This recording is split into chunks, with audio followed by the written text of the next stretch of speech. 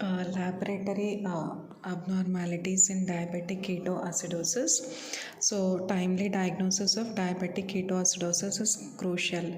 So, DK is characterized by hyperglycemia, that is, sugars will be greater than 250 milligrams per deciliter.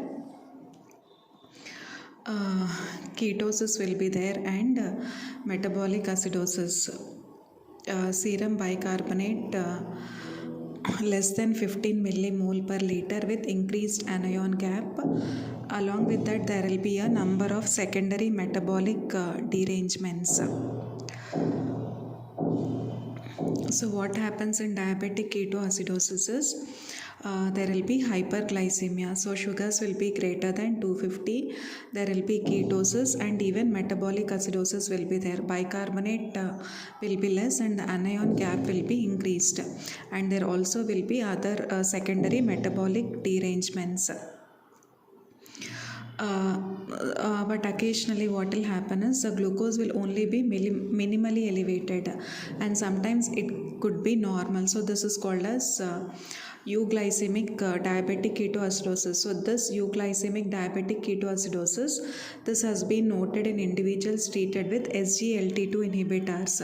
So if we have SGLT2 inhibitors and we treat the patient with SGLT2 inhibitor, so these patients might develop this euglycemic diabetic ketoacidosis.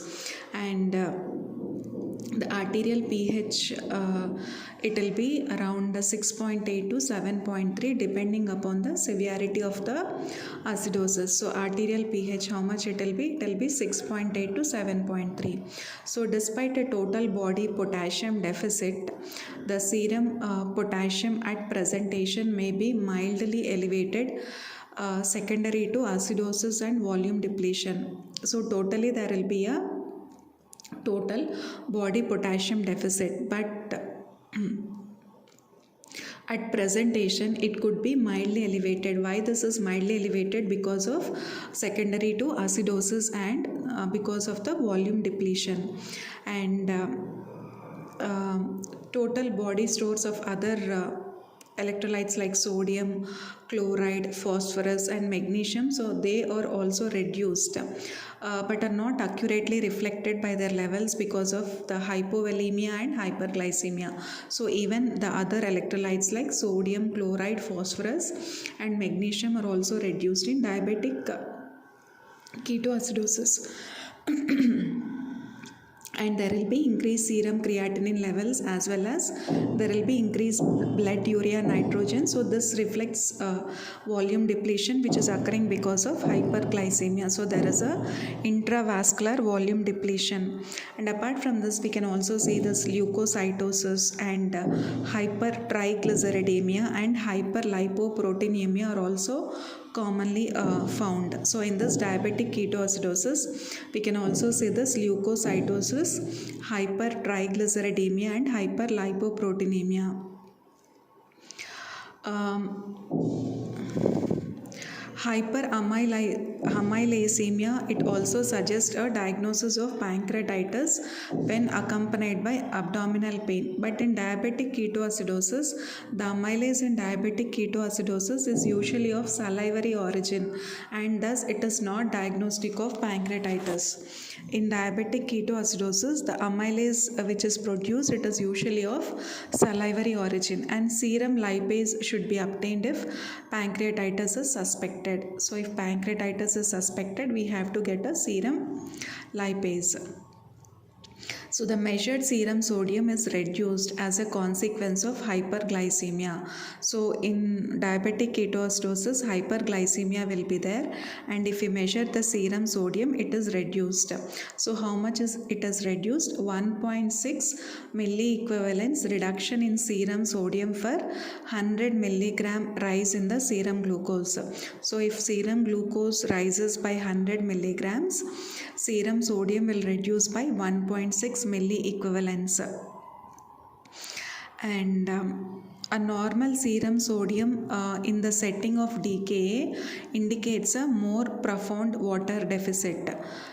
supposing in DKA serum sodium should be reduced, but if normal serum sodium in the setting of DKA, it indicates that patient has got profound water deficit is there. So in conventional units, the calculated serum osmolality.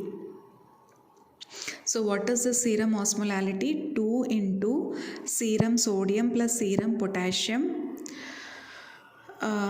The calculated serum osmolality 2 into serum sodium plus serum potassium plus plasma glucose in milligram per deciliter by 18. So plasma glucose in milligrams per deciliter by 18 plus blood urea nitrogen by 2.8. So blood urea nitrogen by 2.8 is mildly to moderately elevated.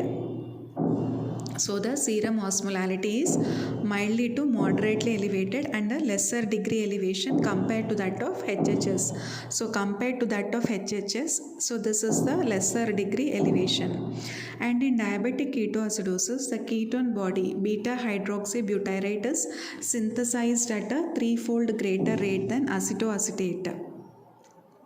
So in diabetic ketoacidosis, which is a ketone body which is synthesized at a 3-fold greater rate than acetoacetate. So which is synthesized? It is beta hydroxybutyrate. So in diabetic ketoacidosis, the ketone body beta hydroxybutyrate is synthesized at a 3-fold greater rate than acetoacetate.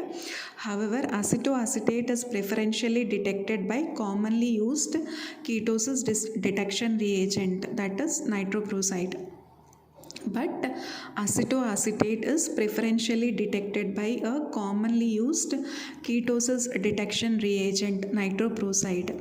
Acetoacetate is detected by commonly used ketosis detection agent, that is nitroprusside. So which is more elevated? Beta hydroxybutyrate. Serum ketones are present at significant levels. The nitroprusside tablet or stick is often used to detect urine ketones. So for detection of urine ketones, nitroprusside tablet or stick is used. So what are the drugs which cause false positive reaction for ketones? So such as captopril or penicillamine. So what are the drugs causing false positive reaction for ketones? So these drugs are captopril and penicillamine. So you have to remember 2 drugs. So these drugs are captopril or penicillamine which cause false positive reaction, and serum or plasma assays for beta hydroxybutyrate are preferred. So because they accurately reflect the true ketone body level. So beta hydroxybutyrate serum or plasma levels are preferred because they more accurately reflect the true ketone body level. And the metabolic derangements of DKA exist along a spectrum, beginning with mild acidosis with moderate hyperglycemia, which is evolving into more severe findings. So what are the metabolic derangements of DKA? So the metabolic derangements of DKA exist along a spectrum. It begins with mild acidosis with moderate hyperglycemia, evolving into more severe findings. So the degree of acidosis and hyperglycemia do not necessarily correlate closely because a variety of factors determine the level of hyperglycemia. So degree of acidosis and degree of hyperglycemia, they do not necessarily correlate closely. Why? Because a variety of factors determine the level of hyperglycemia, that is oral intake and urinary glucose loss.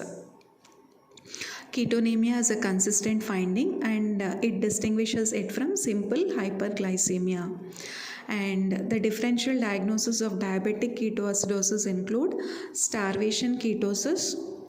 Differential diagnosis of diabetic ketoacidosis includes starvation ketosis, alcoholic ketoacidosis, bicarbonate greater than 15 milliequivalents per liter, and other forms of increased anion gap acidosis. So what is the differential diagnosis of diabetic ketoacidosis? So this includes starvation ketosis, alcohol ketoacidosis. In alcohol ketoacidosis, bicarbonate is greater than 15 milliequivalents and other forms of increased anion gap acidosis.